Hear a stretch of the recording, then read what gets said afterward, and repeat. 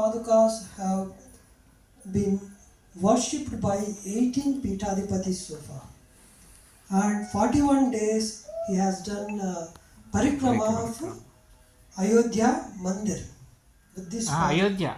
Ayodhya Puri. 38 kilometers. 38 kilometers he has done the parikrama. 40. And our Shastri ji is taking the Ayodhya Rama Kripa as if he is a Bharata. He is carrying the Padukas of Lord Rama and sharing the blessings to everybody. Not only in India, he has come to UK as well to bless all of us. So we are very thankful to you, Shastri ji, about all the journey of it. About the journey, Suresh Somyajula ji will be explaining. Before that, I would like to tell you, as we said, why we started with Pashupatinath Mandir. There is a reason. When I came to know, coming to UK, then I said first event should be here. The reason is our beloved Chintamani Pandeji. He was the priest there in Ayodhya temple. When there was Ram Lala temple, small temple, before temple there was only small place where only priest can go and do the puja and come. Military doesn't allow anybody. So it was under the court orders. Only one person can go and perform the puja and come, and he was that priest. So our Chintamani ji, he came after from there to UK and he served Durga in Durga Bhavan and he started this temple. All the time Rama was dwelling in his heart. All the time. For him, Ayodhya is so close to him and he is very close friend to me. So we used to really have long chats. Whenever Ashok Singhal ji came to UK, we went and met him. So personally, myself and Chintamani ji, we went and met him. When the Karsevaks did not care for their lives and broke the old ruins and everything, he was there. He was part of it.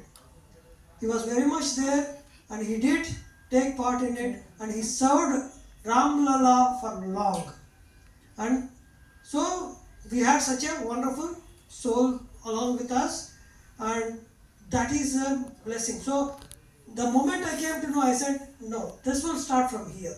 There may be less number of people, but such wonderful Karyakarta, he will be happy. And that too, according to Shastras, it is said, Yamaraj, Dhamaraja, all the souls will be relieving. Yesterday he relieved for 15 days to come to Bhuloka. So he is here and he is enjoying having darshan of Sri Rama Paduka. During Pitru Pakshas, of course, whatever it may be, but we are blessed to have him. Only the reason during this time he came here to bless him. Wonderful. Yes. That's what I believe. Yes. So he was so deeply connected to Rama. Yes. So thank you very much, Shastri ji and Suresh Somyajula, my younger brother. He is been very instrumental getting the Rama Paduka. And he will explain about the after how it gone and everything. धन्यवाद. आप सब हिंदी में पसंद करेंगे या अंग्रेजी में? जितने जैसे आप बोले उसी हिसाब से मैं बात करूँ. हाँ, हिंदी में. चलिए. तो हमारे साथ आज हमारा सौभाग्य है. एक तो हमारे आचार्य मेरे इस तरफ खड़े हैं और हमारे श्री शास्त्री जी मेरे इस तरफ खड़े हैं और पीछे भगवान श्री राम. बोलिए जय श्री राम. जय श्री राम. जय सिया राम. जय श्री राम. शास्त्री जी का कहानी शुरू होने से पहले ये बताना पड़ेगा कि वो जो ऐसे दिखते हैं इतने हैं नहीं.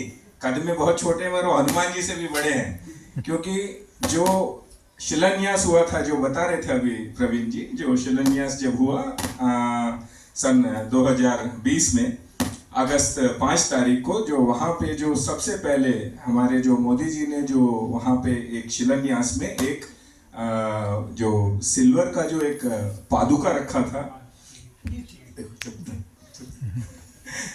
जो रखा था, पहला वाला उन्होंने दिया. तो उनसे फिर उनको पूछा गया कि हमें 4 और चाहिए.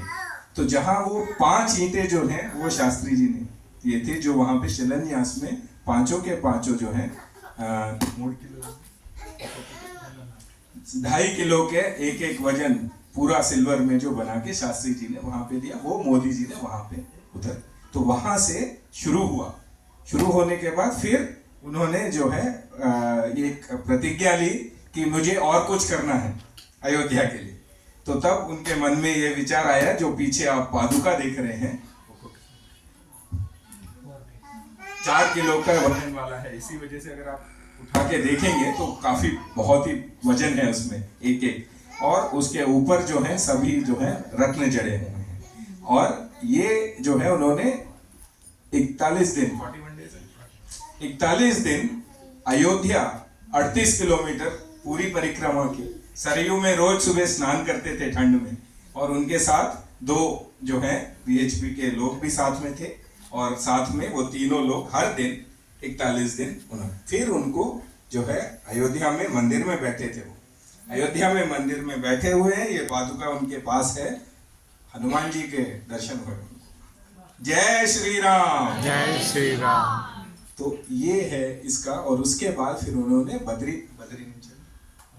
रामेश्वर नीचे रामेश्वर नीचे एक ज्योतिर्लिंग है, वहां से शुरुआत किया उन्होंने अपनी यात्रा, और वहां से पैदल और बीच में कभी कभी वाहन लेते हुए बद्रीनाथ तक जितने मंदिर हैं और जितने वहां पे आश्रम हैं, और जो बीच में 2 का मैं विशेष रूप से बताऊंगा आपको, एक है श्रृंगेरी जगत गुरु और दूसरे हैं कांची, और उसके बाद फिर पूरी जो है वहां पे भी जगत गुरु, और द्वारका के जगत गुरु, सब लोगों ने इस पादुका का पूजन किया है और अर्चन किया है, और आप लोगों ने आज किया है।